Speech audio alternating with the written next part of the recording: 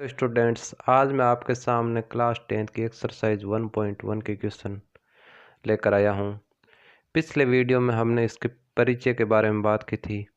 इसका इंट्रोडक्शन वाला वीडियो अगर नहीं देखा है तो पहले वो वीडियो देखिए, जिससे आपको ये वीडियो आसानी से समझ में आएगा। इसमें क्या लिखा हुआ है? क्वेश्चन नंबर 1 में निम्न संख्याओं को अभाज्य गुणनखंडों के गुणनफल के रूप में व्यक्त कीजिए। मतलब जो ये संख्याएं दे रखी है, इनको अभाज्य गुणनखंडों के गुणनफल के रूप में हमको लिखना है। जैसे पहले पॉइंट में क्या संख्या दे रखी है? 140। क्या संख्या दे रखी है? 140। इसके अभाज्य गुणनखंड करो देखे। इसमें 2 का भाग जा रहा है क्योंकि इसका अंतिम अंक 0 है। 2 का भाग देने पर आ जाएगा 70।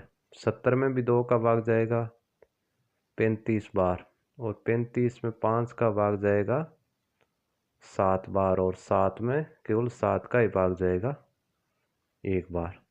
ये कौन सी संख्या में किसका भाग जाता है, ये मैंने पिछले वीडियो में बताया हुआ है। अगर वो नहीं देखा तो वो ज़रूर देख रही है। तो 140 को क्या लिख सकते हैं हम? ये जो अभाज्य गुणनखंड आए, इनके गुणा के रूप में लिख देना है। 2 गुणा 2 गुणा 5 गुणा 7। नेक्स्ट पॉइंट क्या लिखा हुआ है? 156। तो सबसे पहले 156 के अभाज्य गुणनखंड कीजिए। इसका भी अंतिम अंक 6 है, तो इसमें भी 2 का भाग जाएगा। 2 का भाग देने पर आ जाएगा 78। 78 में 2 का भाग देंगे तो आ जाएगा 39, और 39 में किसका भाग जाता है? 2 का भाग नहीं जाएगा, इसमें 3 का भाग जाएगा। 3 का भाग 13 बार जाएगा, और 13 में 13 का भाग 1 बार। क्योंकि 13 का अभाज्य संख्या तो उसमें केवल 13 का ही भाग जाता है। तो 156 को क्या लिख सकते हैं हम? 2 गुणा 2 गुणा 3 गुणा 13। ये लिख दिया हमने। अब तीसरा पॉइंट। तीसरे पॉइंट में क्या लिखा हुआ है? 3825।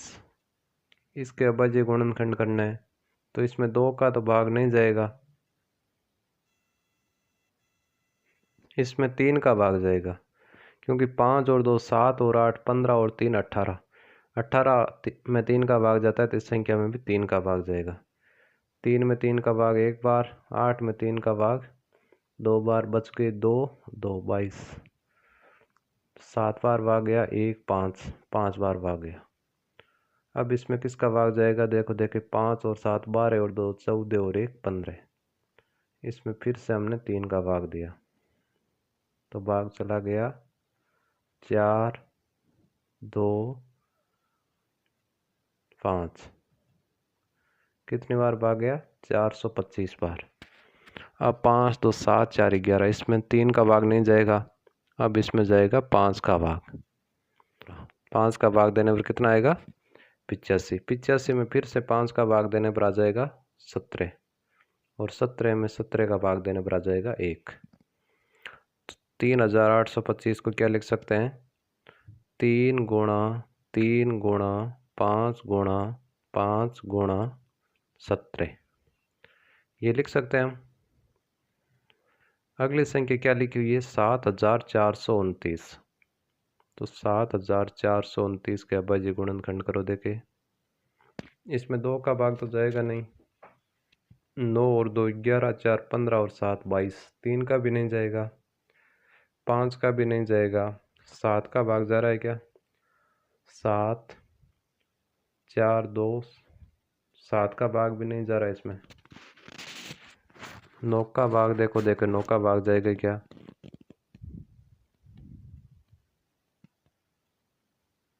9 अंटा 72, 2 2 9 दूनी 18, 4 9।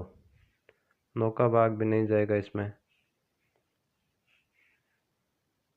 10 का नहीं जाएगा। 11 का देखो 11 छक्के 66, 8 2 11 7 77, 5 9। 11 का भी नहीं जाएगा। 13 का देखो अब सम संख्याओं का नहीं जाएगा भाग, क्योंकि सम संख्या का अगर जानना होता तो 2 का ही चला जाता। 13 का देखो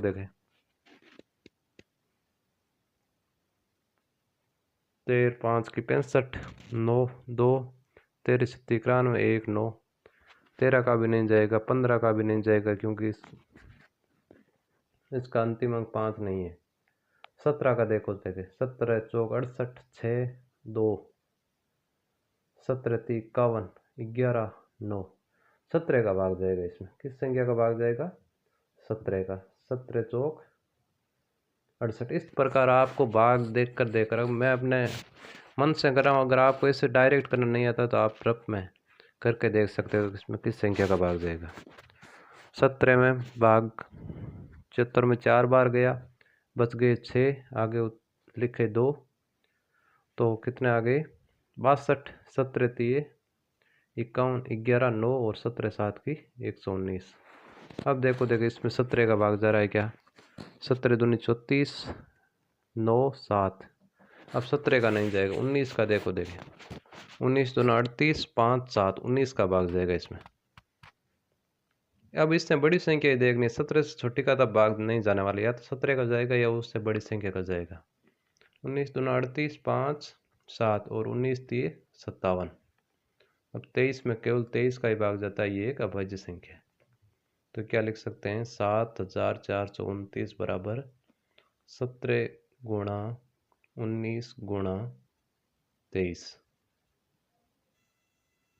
क्वेश्चन नंबर 2 में क्या लिखा हुआ है? पूर्णांकों के निम्नलिखित युग्मों के HCF और LCM ज्ञात कीजिए तथा इसकी जांच कीजिए कि दो संख्याओं का गुणनफल बराबर होता है HCF गुणा LCM। मतलब ये जो संख्याएं दे रखी है इनका पहले तो हमको HCF और LCM ज्ञात करना है, बाद में देखना इन दोनों संख्याओं को गुणा करने पर जितना आता है क्या HCF और LCM को गुणा करने पर भी उतना ही आता है क्या। तो चलो शुरू करते हैं। पहला पॉइंट में क्या लिखा हुआ है? 26 और 91। क्या लिखा हुआ है? 26 और 91। 26 और 91। तो सबसे पहले इन 26 और 91 का अभाज्य गुणनखंड करना है।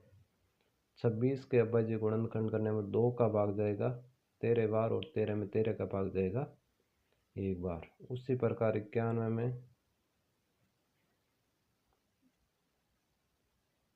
7 का भाग जाएगा। 7 एकम 7, 2 1, 7 ये 21। 13 में केवल 13 का ही भाग जाएगा, आ जाएगा 1। तो 26 बराबर क्या हो गया? 2 गुणा 13। और 91 बराबर क्या हो गया? 7 गुणा 13। इसका HCF क्या होगा? HCF होता है जो दोनों संख्याओं में कॉमन आता है। HCF बराबर हो जाएगा 13। HCF क्या हो जाएगा? 13। और LCM क्या हो जाएगा? LCM बराबर 2 गुणा 13। जो कॉमन है दोनों में वो तो लिखना है, इसके अलावा जो संख्याएं बच गई वो भी लिख देनी। 2 गुणा 7। तो 13 को 2 से गुणा किया 26, और 26 को 7 से गुणा करने पर कितना जाएगा? 26 को 5 से गुणा करने पर 130, और 26 को 7 से गुणा करने पर आ जाएगा 182। कितना आ जाएगा? 182। तो इनका HCF आ गया 13, LCM आ गया 182। हमको जांच करके बताना है कि इन दोनों संख्याओं का गुणा 26 और 91 का गुणा करके देखो कितना आ रहा है। 26 का पाड़ा 1 बार बोलेंगे तो 26 का 6 हासिल की 2। 26 का पाड़ा 9 बार बोलेंगे तो आ जाएगा 234। 234 और 2 236। कितना आ गया? 2366। अब आपको इसका HCF और LCM को भी गुणा करके देखना है। 13 गुणा 182 कितना आता है? 13 को 2 से गुणा किया 26 हासिल की 2। 13 को 8 से गुणा किया 104। 104 और 2 106 हासिल की 10, और 13 और 10 23। देखो बराबर आ रहा है। इन दोनों संख्याओं का गुणा बराबर होता है HCF गुणा LCM। इसके सेकंड पॉइंट में क्या संख्याएं लिखी हुई है? 510 और 92। क्या लिखा हुआ है? 510 और 92। तो सबसे पहले 510 के अभाज्य गुणनखंड करो। 510 में 2 का भाग दिया तो आ गया 200। 55। 255 में 3 का भाग जाएगा, 3 का भाग देने पर जाएगा 8, 1 5। 85, 85 में 3 का भाग नहीं जाता, इसमें 5 का भाग जाएगा तो आ जाएगा 17, और 17 में 17 का भाग देंगे तो आ जाएगा 1। इसी प्रकार 92 के अभाज्य गुणनखंड करो। 92 में 2 का भाग देंगे तो 46, 46 में 2 का भाग देंगे तो 23, और 23 में 23 का भाग देंगे तो 1। तो 510 बराबर क्या आ जाएगा, 2 गुणा 3 गुणा 5 गुणा 17, और 92 बराबर क्या आ जाएगा, 2 गुणा 2 गुणा 23। तो इसका HCF क्या आ जाएगा, HCF जो दोनों में कॉमन है, एक तो देखो ये 2 कॉमन है, इसमें केवल कॉमन 2 ही है, तो HCF क्या आ जाएगा, 2। और LCM क्या हो जाएगा, जो कॉमन है दोनों में वो तो लिखना है एक बार ही, जो बाकी संख्याएं बच गई वो वैसे वैसे ही लिखनी है। क्या बचा है, 3 गुणा 5 गुणा 17, और नीचे वाली संख्या में क्या बचा है, 2 गुणा 23। इन सभी संख्याओं को गुणा करने में कितना आ जाता है, 2 को 3 से गुणा करेंगे 6, 6 को 5 से गुणा करेंगे 30, 30 को अगर 17 से गुणा करते हैं तो आ जाएगा 510, 510 को अगर 2 से गुणा करेंगे तो आ जाएगा 1020।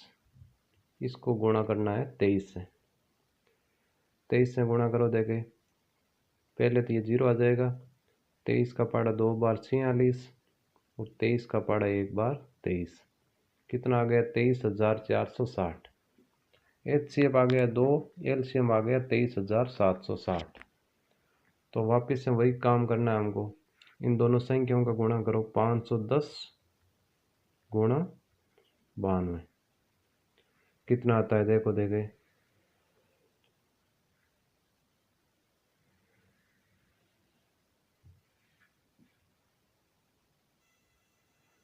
तो हमने 510 को 92 में यहाँ से गुणा करके देखा है तो आया है 46,920।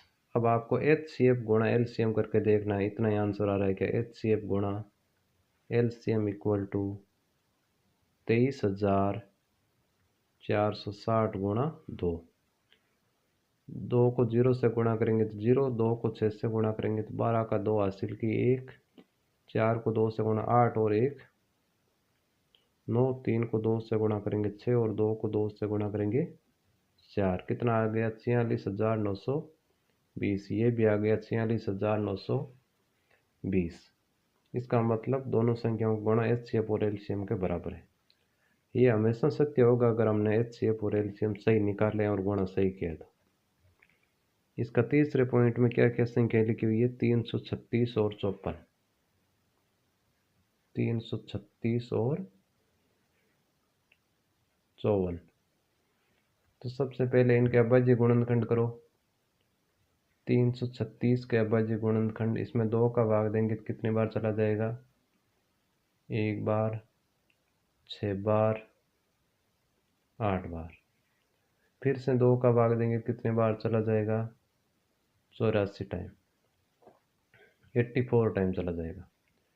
फिर 42 बार, और 42 में 2 का भाग 21 बार चला जाएगा। 21 में 3 का भाग 7 बार, और 7 में 7 का भाग 1 बार।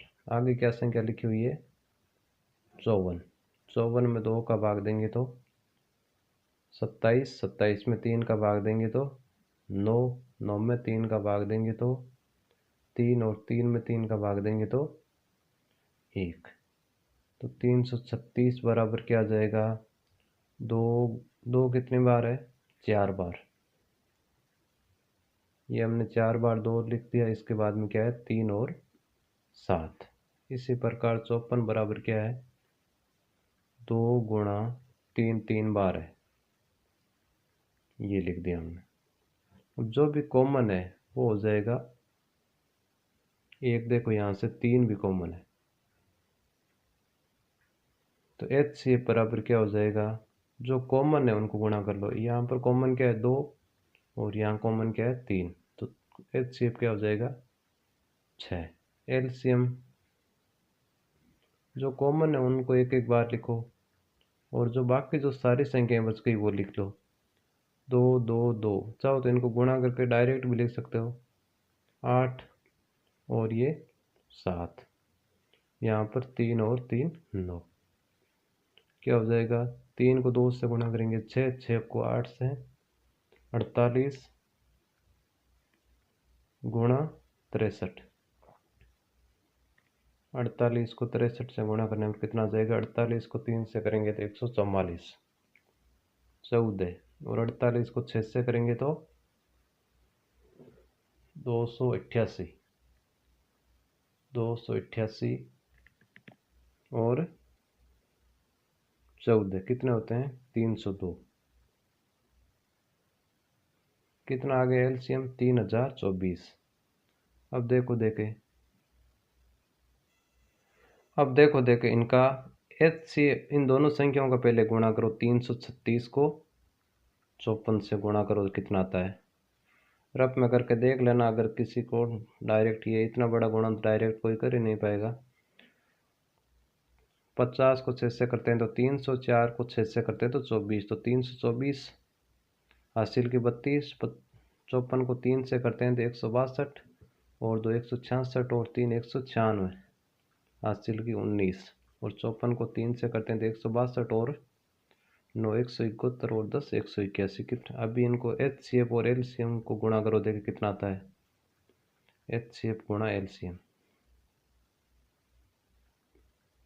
3024 गुणा 6, 6 को 4 से गुणा करेंगे 24 का 4 हासिल की 2, 6 को 2 से गुणा करें 12 और 2 14। यहाँ 0 होता है तो हासिल की डायरेक्ट लिख देते हैं। 6 का पढ़ा 3 बार बोलेंगे तो कितना जाएगा 18,000। दोनों संख्याओं का गुणा और HCF और LCM बराबर आया। चलिए अगला क्वेश्चन देखते हैं। अगले क्वेश्चन में लिखा हुआ है क्वेश्चन नंबर 3, अभाज्य गुणन खंडन विधि द्वारा निम्नलिखित पूर्णांकों के HCF और LCM ज्ञात कीजिए। पिछले वाले क्वेश्चन में हमने HCF और LCM भी ज्ञात करने थे और देखना भी था कि उन संख्याओं का गुणनफल HCF और LCM के गुणनफल के बराबर है या नहीं। इस क्वेश्चन में केवल हमको HCF और LCM देखना, वो भी किस विधि से, अभाज्य गुणन खंडन विधि से।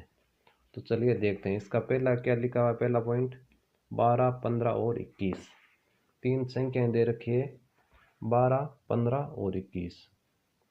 क्वेश्चन नंबर 3 के पहले पॉइंट में 12, 15 और 21। सबसे पहले तो वही काम करना है, तीनों संख्याओं को अभाज्य गुणनखंड करो। देखे 12 में 2 का भाग 6 बार, 6 में 2 का भाग 3 बार और 3 में 3 का भाग 1 बार।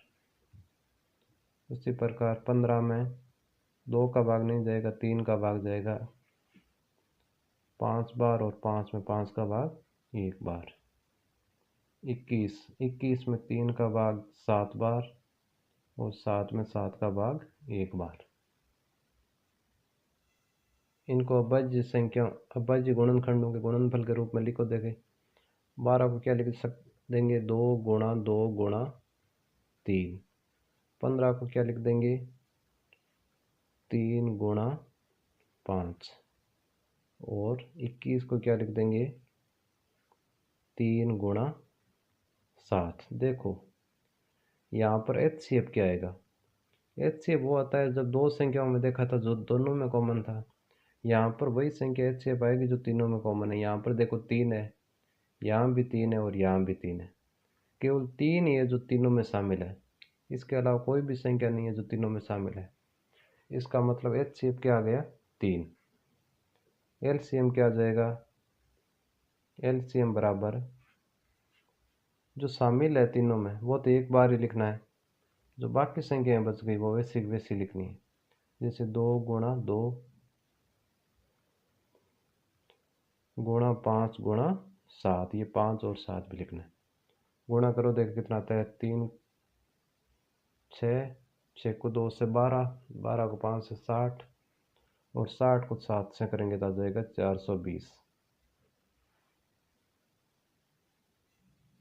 यहाँ पर एक बात आपको मैं और बता दूं कि दो संख्याएं जब होती है उनका गुणा एचसीएफ और एलसीएम के गुणा के बराबर होता है। तीन संख्याओं का गुणा एचसीएफ और एलसीएम के गुणा के बराबर नहीं होता है। ठीक है ना।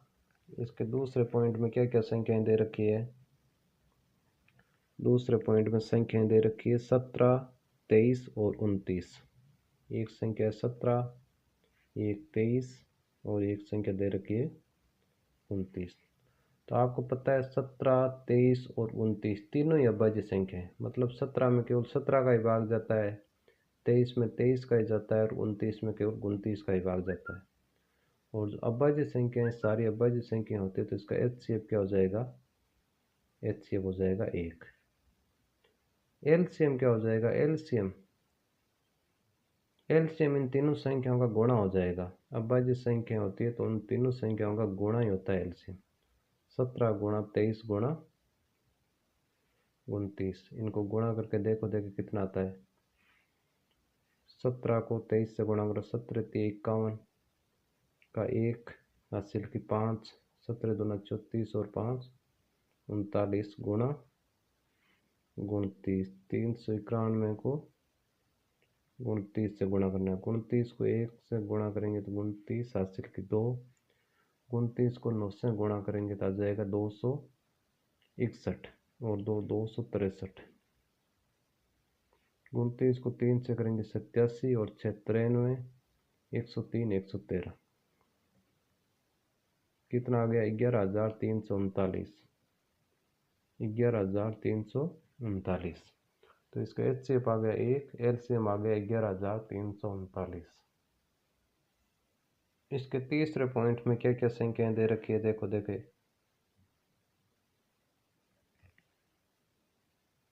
8, 9 और 25।